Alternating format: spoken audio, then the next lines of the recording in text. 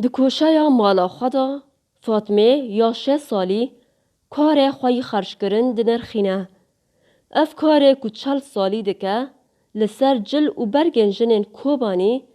شکارن گلری و جچاندا کوبانیه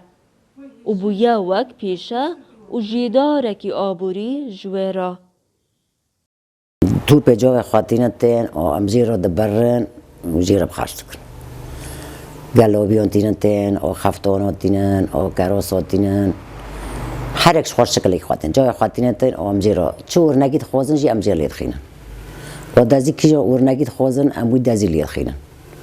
نو دزی کو ضرب گور به ملاوان به چه شکل به هم دزی خما برش حلب دوانی هم نوجی دورج ممجدین تین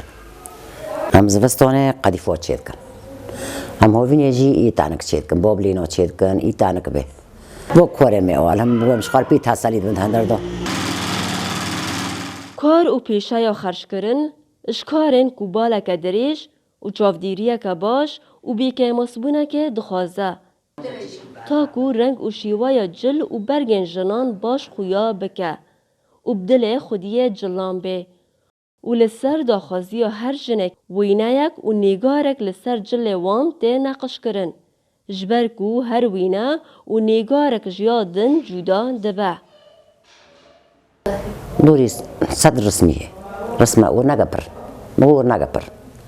شخوار کی جان شکلی حاضر که کی چه اور نگید خوازه و مجیر لید خینه هری سونک شکلی کی حاضر که بنی اوی وای آوانا ای ملاوانا ببینی آوایا ای گوره خب ملوتن مو ای هانی ویدا گوره آدی خوابنه آوانا بنی گلو بینه بنی دوی پیانه کلکن آستقره ببینی آوانا هر یک اورنگه پر زانی آواجی دوی پیان هر یک اورنگه گید خوازه و هر یک شکل گید خوازه شخوار چه حس کرن